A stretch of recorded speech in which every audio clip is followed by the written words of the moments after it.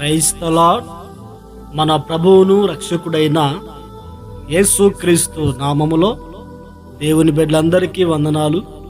ఈ దినమంతయు దేవుని సన్నిధి మనకు తోడుగా ఉండునుగాక. ఈ దినపు యేసయ్య జీవపు మాట 18వ కీర్తన 28వ వాక్యాన్ని చదువుకుందాము. నా దేవుడైన యెహోవా చీకటిని నాకు వెలుగుగా చేయును. ప్రియా దేవుని బిడ్డలారా, దావీదు గారు చెప్తున్న మాట, సౌలు చేతుల నుండి, శత్రువుల చేతుల నుండి, మనుషులందరి చేతుల నుండి దావీదు తప్పించబడిన తర్వాత రచించిన కీర్తన ఈ కీర్తన. దావీదు ప్రాణం తీయాలని, దావీదు అంతం చూడాలని కంకణం కట్టుకొని దావీదుని వెంబడించి దావీదుని హతము చేయాలని ఎంతోమంది ప్రయత్నం చేశారు.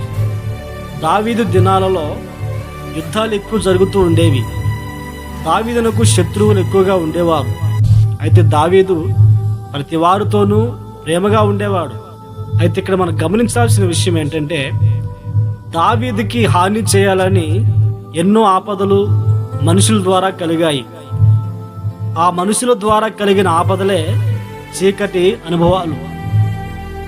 కర్ణ కుమారుడైన అబ్షలోము తరుముతూ ఉన్నప్పుడు, అలాగే సౌలు తరుముతూ ఉన్నప్పుడు, ఫిలిస్తీన్లు యుద్ధాలకు వచ్చినప్పుడు, ఇవన్నీ చీకటి అనుభవాలు. ఈ అనుభవాల్లో ఉన్న దావీదు దేవునికి మొరపెట్టాడు, ప్రార్థన చేశాడు. ఎప్పుడైతే దేవునికి ప్రార్థన చేశాడో దేవుడు దావీదు చేతిని పట్టుకొని ఇరుకులో నుండి విశాలతలోనికి దేవుడు నడిపించి ఉన్నాడు.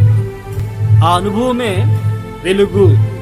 అందుకనే దావీదు మాట పలుకుతూ ఉన్నాడు, నా దేవుడిని యెహోవా చీకటిని నాకు వెలుగుగా చేసి ఉన్నాడు అని. ఈ మాటలు వింటున్న దేవుని బిడ్డలారా, మీ జీవితంలో గత దినాల్లో చీకటి అలుముకొని చీకటి ప్రభావాల చేత, అనగా శ్రమలు, బాధలు, దుఃఖము తృణీకరించబడుతూ మనుష్యులు మీకేదో హాని చేయాలని ప్రయత్నాలు చేస్తూ ఉన్నారా? అవన్నీ చీకటి అనుభవాలు. నువ్వు దేవునికి ప్రార్థన చేయి, దేవునికి మొరపెట్టు. ఆ సమస్యలన్నింటిలో నుండి దేవుడిని తప్పించి వెలుగులోనికి, అంటే నువ్వు ప్రశాంతంగా సమాధానంగా బ్రతికే దినాలు దేవుడు నీకు అనుగ్రహించబోతూ ఉన్నాడు. దేవునికి మహిమ కలుగునుగాక. దేవుని బిడ్డలారా, యోబు జీవితంలో కూడా కొన్ని సందర్భాలు చీకటి అనుభవాలు ఎదురైనాయి. అంటే తన జీవితంలో పిల్లలు కోల్పోవటం, ఆస్తి శత్రువులు తీసుకుని వెళ్ళటం, రోగం కలగటము, కట్టుకున్న భార్య పలు విధాలుగా దూషించి మాట్లాడటము, ప్రాణ స్నేహితులైన వారు వచ్చి దూషించి మాట్లాడటం, ఇవన్నీ కూడా చీకటి కార్యక్రమాలుగా, చీకటి అనుభవాలుగా మనకు కనబడుతూ ఉన్నాయి. అయితే దేవుడు ఏం చేశారంటే, యోబు జీవితంలో ఆ చీకటిని వెలుగుగా మార్చారు. సమస్యలు తొలగించి తన జీవితాన్ని ఆశీర్వదించి మరలా కొండ మీద కట్టబడిన పట్టణం వలె, దీపస్తంభం మీద ఉంచబడిన దీపం వలె యోబుని మరలా దేవుడు వెలుగుగా, దీవెనకరముగా దేవుడు మార్చి ఉన్నారు. ఈ మాటలు వింటున్న నీ బ్రతుకును కూడా దేవుడు చీకటి అనుభవాలను తీసివేసి నీ జీవితంలో వెలుగుకరమైన ఆనందాన్ని, సంతోషాన్ని దేవునికి అనుగ్రహించబోతున్నారు. ఇదే వాక్యాన్ని మరొక అనుభవంగా మనం చూస్తే, చీకట్లో బ్రతుకుతున్న వారు గొప్ప వెలుగును చూచినట్లుగా దేవుడు కార్యం చేస్తారు. దినాల్లో చాలా మంది చీకటి అనే బ్రతుకులు బ్రతుకుతున్నారు. చీకటి బ్రతుకులు అంటే మద్యము త్రాగటము, బీడీ, సిగరెటు, అక్రమమైన మార్గాలు, దొంగతనం, నరహత్యలు చేయటం, మోసం చేయటం, ఇవన్నీ చీకటి బ్రతుకులు. అయితే ఈ చీకటి బ్రతుకుల్లో ఉన్న ప్రతి వారిని కూడా దేవుడు తన వెలుగుగా దేవుడు మారుస్తాడు. చీకటి బ్రతుకులను వెలుగు సంబంధమైన బ్రతుకులుగా దేవుడు మారుస్తాడు.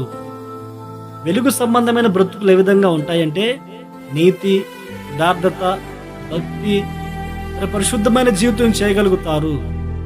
ఒకవేళ ఈ మాటలు వింటున్న నీ కుటుంబంలో నీకు సంబంధించిన వారు, నీ ఇరుగు పొరుగు వారు చీకటి బ్రతుకుల్లో ఉన్నారా?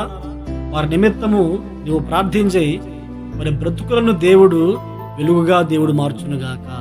అందుకని దావీదు అంటారు, నా దేవుడని యెహోవా చీకటిని నాకు వెలుగుగా చేయును. ప్రార్థన. ఆశ్చర్యకరుడా, మహోన్నతుడా, మీకు స్తోత్రునైనా గడిచిన దినాలు మీరు కాపాడి ఉన్నారు. ఈ సంవత్సరాంతంలోకి మిమ్మల్ని ప్రవేశపెట్టి ఉన్నారు. మీ మాటల వినుటకు సహాయం చేయుచున్నారు నాయనా. ఈ స్తోత్రం. నా జీవితాల్లో గత దినాలలో చీకటి బ్రతుకులను వెలుగుగా మీరు మార్చి ఉన్నారు. చీకటి అనుభవాలను వెలుగుగా మీరు మార్చి సంతోషాన్ని, ఆనందాన్ని మీరు కలిగించి ఉన్నారు. ఈ ప్రార్థనలో ఏకీభవించిన ప్రతి వారిని మీరు జ్ఞాపకం చేసుకునండి. వారు ఏ చీకటి బ్రతుకుల్లో ఉన్నారు, చీకటి అలుముకొని నీళ్ళ మధ్యలో ఉన్నారో తెలియదు. చీకటిని వెలుగుగా మీరు మార్చి వారి జీవితాల ఆనందాన్ని మీరు నింపమని ప్రార్థిస్తున్నాం. దినమంతా కృపాక్షేమాలు తోడుగా ఉంచి ఆశీర్వదించి మహిమను పొందమని యేసు నామములో ప్రార్థించి అడుగు పొంది ఉన్నాము తండ్రి. ఆమేన్, ఆమేన్.